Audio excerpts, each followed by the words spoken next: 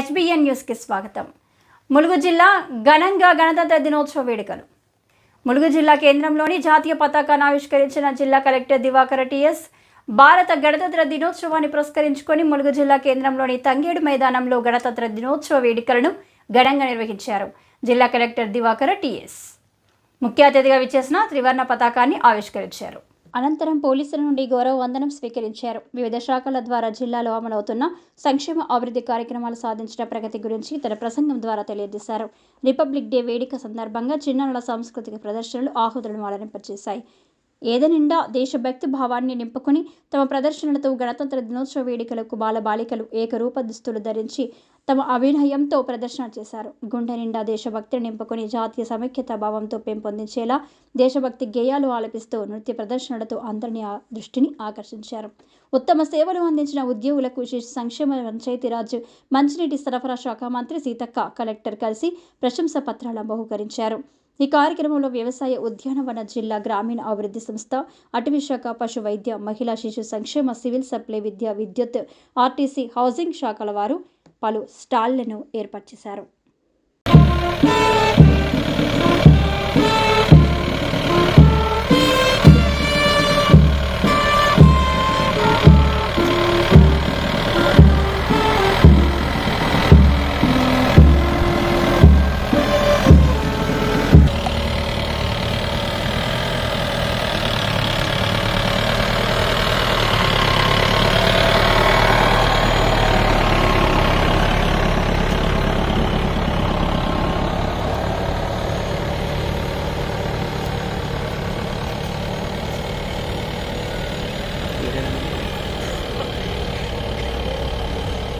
దినోత్సవ వేడుకలు జరుపుకుంటున్న ఈ సందర్భంగా స్వాతంత్ర సమరయోధులకు, అమరవీరులకు, భారత రాజ్యాంగ రూపకర్తలకు జోహార్లు అర్పిస్తున్నాను.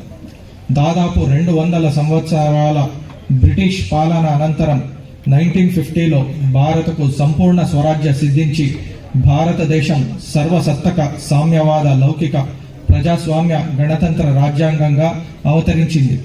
స్వాతంత్ర్యం వచ్చిన తరువాత మమ్మల్ని మనం పరిపాలించుకోవడానికి దేశానికి రాజ్యాంగం అవసరమని భావించిన నాటి దార్శనికులు రూపొందించిన రాజ్యాంగం 1950 జనవరి 26న అమల్లోకి రావడంతో జనవరి 26న గణతంత్ర దినోత్సవంగా ఎంతో ఘనంగా జరుపుకుంటున్నాం. ప్రజాసేవకులుగా ప్రజా సంక్షేమమే లక్ష్యంగా సాగుతున్న మన ప్రయాణం ఫలప్రదం కావాలని మరోసారి ఆకాంక్షిస్తున్నాను.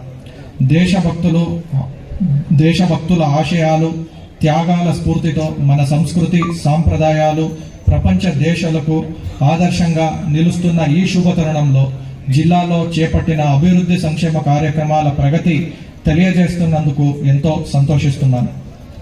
రాష్ట్ర ప్రభుత్వం రాజీవ్ ఆరోగ్యశ్రీ అనే గొప్ప పథకాన్ని ప్రస్తుత అవసరాలకు తగ్గట్టుగా సేవలను మరింత విస్తృతపరిచే 10 లక్షల వరకు ఉచిత వైద్యం పొందేలా తెచ్చిన ఈ పథకం ద్వారా ఇప్పటి వరకు జిల్లాలో 6,123 మందికి వైద్య సేవలు గాను 13,69,00,000 రూపాయలు లభించడం జరిగింది. జాతీయ సికల్ సెల్ అనీమియా నిర్మూలనపై 44,933 మందికి స్క్రీనింగ్ పరీక్షలు చేయించి వ్యాధి నివారణ అయిన 14 మందికి మెరుగైన చికిత్స చేయించడం జరుగుతున్నది.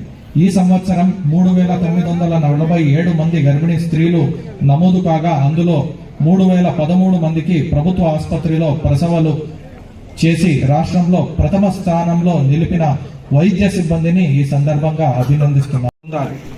ప్రిన్సిపల్, వైస్ ప్రిన్సిపల్, 4 బోధన సిబ్బందితో ప్రభుత్వ మెడికల్ కళాశాల ప్రాంగణంలోనే కళాశాలకు వసతి గృహానికి సపరేట్ ఫర్నిచర్తో డిసెంబర్ 1వ తేదీ నుండి ఆన్లైన్ తరగతులను ప్రారంభించడం జరిగింది.